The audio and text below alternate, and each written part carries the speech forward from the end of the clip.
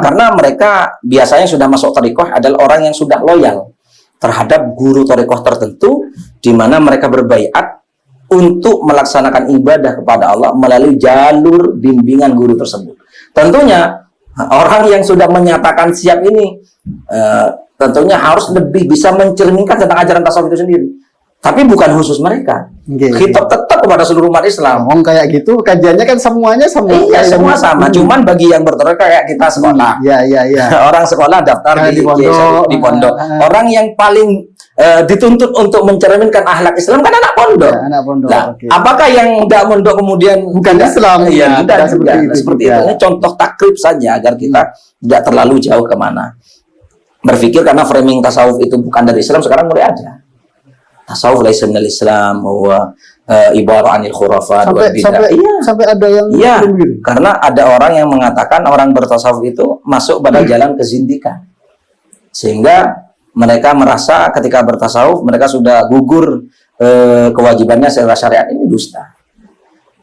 Justru kita semakin belajar tasawuf, kita semakin menemukan bahwa para ahli ma'rifah itu tidak mengajarkan kepada kita kecuali adab yang sempurna kepada Allah dan kepada makhluk. Bukan berarti tidak bersyariat. Oh, salah. Makanya ada salah satu pemuka thariqah yang terkenal namanya Imam Ahmad Ar-Rifai radhiyallahu taala anhu. Nah, beliau menyatakan at-thariqah hiya syari'atu wa syari'atu hiya thariqah. Tidak ada yang membedakan. Yang membedakan adalah yang membedakan adalah pengamalnya, kesungguhan dalam mengamalkan hal itu. Orang yang memisahkan tarekat dari syariat itu zindik jelas. Dan orang yang mengaku bersyariat kemudian tidak berthariqah, ini namanya tidak beramal. Ya, thariqah itu kan jalan aman. Ya, dengan mengacu pada sanad guru yang jelas. Itu saja. Apa sih yang menjadi orang itu kemudian benci terhadap thariqah? Kan fitnah. Sesuatu dusta dinisbatkan kepada orang-orang sufi. Kadang-kadang ada Ustaz, kalau tokoh thariqah tertentu misalnya itu di framing kalau dia mengamalkan amal dosa itu tidak berdosa sebenarnya karena dia itu sudah berbeda makomnya. Apa benar seperti itu? Ya, jelas itu dusta. Orang yang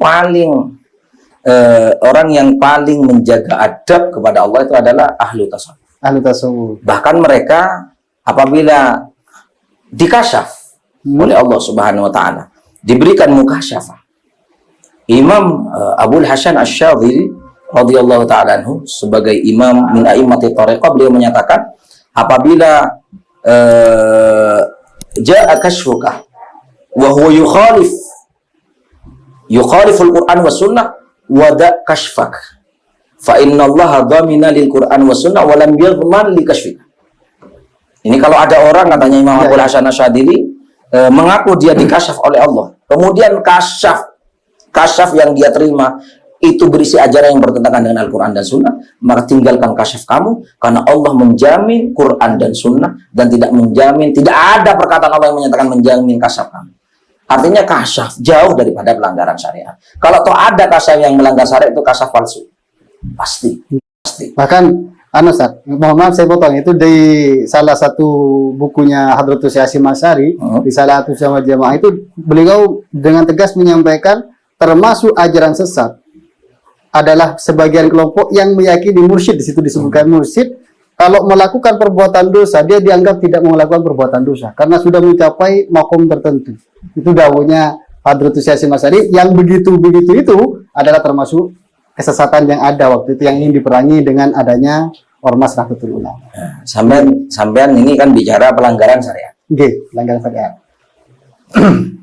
Para wali Allah Subhanahu wa taala, kalau jenengan baca literasi tasawuf, di situ dicontohkan bahwa ada imam siapa pengarang Syifa?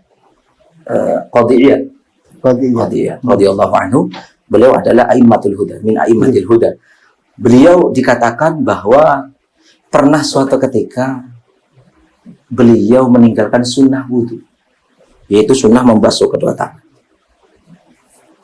Dan beliau wudhu meninggalkan satu sunnah. Ketika beliau suatu ketika beliau dalam kondisi menangis, tidak berhenti, nangis, dilihat muridnya nangis. Kemudian ada yang tanya, Syekh, Ma baluka, ada apa? Dia menangis dan mengatakan, saya malu bagaimana saya nanti ketika berjumpa dengan Nabi Shallallahu Alaihi Wasallam, sedangkan saya termasuk orang yang meninggalkan sunnah. Pas dari kisah itu beliau bercerita ternyata beliau ditegur oleh Nabi Shallallahu Alaihi Wasallam. Mohon maaf, bukan Qadiyah tapi Fudail bin Iyad. Ya. Nabi Shallallahu Alaihi Wasallam menegurnya dalam mimpi. Ajaban laka ya Fudail. Heran saya pada jenengan wahai Imam Fudail bin Iyad, mengaku sebagai orang yang membela terhadap ajaran Islam, mengajarkan sunnah nabimu, tapi kamu lalai terhadap sunnah. Ini sunnah satu ditegur langsung oleh hadrat. Mana mungkin kemudian ada orang mengaku dia diwenangkan, diperbolehkan melanggar aturan syariat yang jelas-jelas haram, karena Allah tidak ridho dan nabinya tidak ridho ketika melihat walinya terus-menerus dalam kesalahan. Ini mukhalafatus sunnah, bukan mukhalafatul muharramat. Mereka ditegur. Adapun orang yang mustadraj oleh Allah Subhanahu wa taala ketika dia meninggalkan salat, dibiarkan memang dalam rangka istidrajan min Allah Subhanahu wa taala. Tidak mungkin walinya diistidraj. Maka satu kesalahan yang dianggap kecil bagi umumnya kaum dianggap biasa saja, itu menjadi musibah bagi seorang waliullah yang menjalan suluk ahli tasawuf. Sosok seperti kemudian jenengan bisa dong menyimpulkan apa yang membedakan kita dengan orang tasawuf dengan orang muslim pada umumnya. Adabnya. Siapa yang bisa beradab seperti beliau sekarang ini? Ada, cuman tinggal cerita di dalam kitab-kitab di perpustakaan dan tinggal kuburan-kuburan yang masih ada di bawah tanah. Lam najidha illa fi malafil kutub au fi ma tahta sarah, kata para ulama. Hanya kita temukan kenangan masa hidup seorang waliullah yang sekarang sudah wafat atau cerita-ceritanya di dalam kitab. Begitu.